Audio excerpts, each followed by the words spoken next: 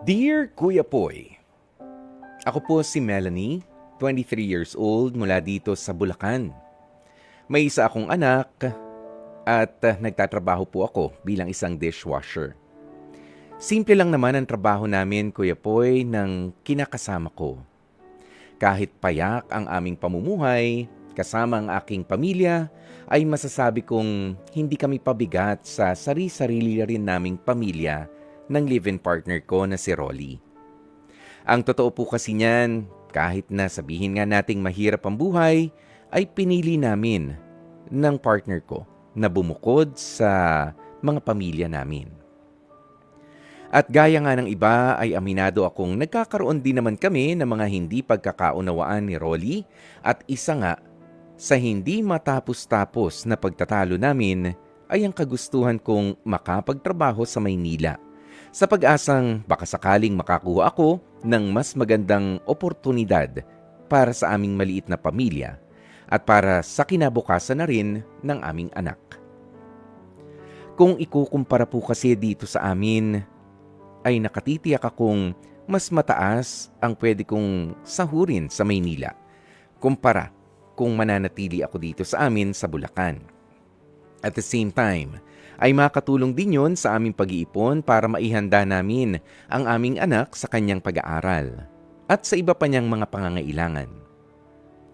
Ang kaso nga lang Kuya Poy, itong si Rolly ay kontento na dito sa amin. Kesyo, parehas lang naman daw ang paraan ng pagtuturo sa amin at sa Maynila sa mga eskwelahan. Kahit naman ganito lang ang aming pamumuhay, ay pinapangarap ko rin na maipasok ang nag-iisa naming anak sa isang private school upang nang sa gayon ay madali itong makakuha ng trabaho once na makatapos na siya ng pag-aaral. Ang kaso nga lang Kuya Poy, ang live-in partner kong si Rolly ay para bang nagiging makasarili sa kanyang desisyon. Dahil sa pagmamatigas ni Rolly na hindi ako payagang makapagtrabaho sa Maynila, Kuya Poy, ay dumating na rin ang pagkakataon na nasabi ko sa kanya na maghiwalay na lang kami at wag na kaming magsama pa. Tutal, hindi naman niya kayang mangarap ng mas maganda para sa anak namin. Sa totoo lang, hindi ko alam kung tama ba ang mga nasabi kong yun kay Rolly. Pero kasi gusto ko lang naman talaga na maging maayos ang kinabukasan ng anak namin. Umaasa po ako na sana ay mabigyan ng linaw at makakuha ako ng payo mula sa iyo Kuya Poy at sa iba pang mga nakikinig at nanonood sa inyong programang Heart to Heart sa 105.9. Maraming salamat po sa pagkakataong mapili ninyo ang aking kwento. Lubos na gumagalang, Melanie.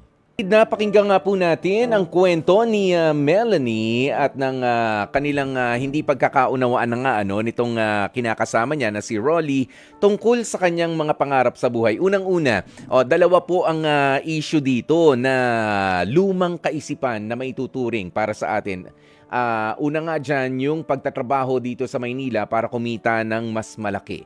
Okay, para po sa mga nasa probinsya na mga nakakapakinig nga po sa atin, hindi ko alam kung magkano ba ang halaga ng mga bilihin dyan as compared dito sa Metro Manila. Pero kapag nga nandito na kayo, ay malamang malulula rin kayo sa mga gastusin.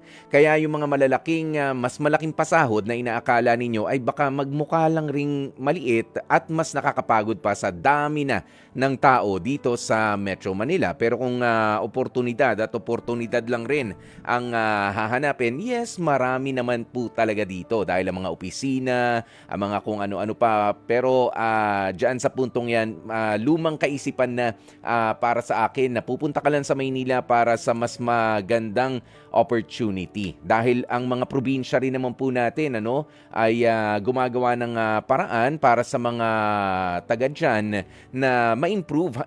It's just a matter matter of hanapin mo o kung saan doon yung better paying job sa inyong probinsya, baka hindi nyo na kailangan na dumagdag pa dito sa atin sa Metro Manila. At ang isa pa dito, at yung para sa akin ay mas mabigat, ay yung pinag-aawayan na nga po nitong sina Melanie at si Rolly. Pero unang-una nakakabilib ang mga magulang po talaga natin. Sa totoo lang, ang gusto lang naman talaga nila ay ang iparanas sa mga anak yung pagginhawa ng buhay, yung para mag-improve ang future. Okay, Melanie, unang-una dapat mong malaman na hindi naman porke public school ay makakasiguro ka o hindi porke private school, kasi yan yung nabanggit mo, ay makakasiguro ka na sa mas magandang kinabukasan para sa anak mo.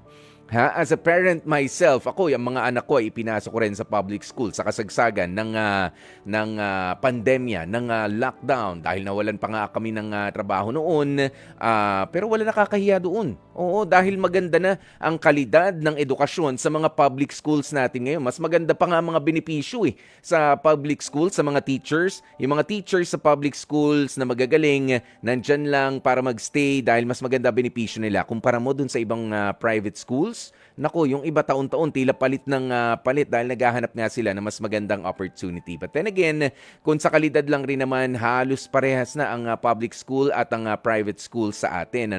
Lumang kaisipan na yan. Pero ganito na lang, kung pwedeng makapag-suggest sa'yo, Melanie, gabayan nyo ng maigi yung bata. Kung ipapasok nyo sa public school, kasi yan yung kaya nyo sa ngayon ni Rolly, elementary, junior high, senior high, galingan niya kamo. Oo, panatilihin yung mga matataas na grade. Ayan, kahit wag nyo naman puwersahin yung bata. Kung mataas ang grade, pwede siya mag-apply ng scholarship. Kung hindi man kaya na mag-apply ng scholarship, pagkatungtong niya ng college, mas maganda na ngayon pa lang, bata pa yan, pinaghahandaan nyo na yung college education ng bata. Yun yung mas paghahandaan ninyo. Doon kayo mamili kung sa private ba yan o mananatiling sa state college mag-aaral, bahala kayo. Pero wala akong problema kung pag-aralin nyo ang nag-iisa ninyong anak sa public school, dahil ako naniniwala maganda na ang kalidad ng edukasyon sa ating mga pampublikong paaralan sa ngayon. With all due respect sa mga guro na mga nakikinig po sa atin. Okay? Melanie, kaya kumalma ka dyan. Pagplanuhan yung maigi yan. Baka mapasubo ka. Pinasok mo sa private school. Sabi mo, dishwasher ka. Tapos si Rolly, simple lang rin naman trabaho. Baka doon na lang mapunta lahat ng pera nyo. Lagi pa kayong mag-aaway. Okay? Kaya dyan na muna natin tatapusin ang ating Dear Kuya Poy,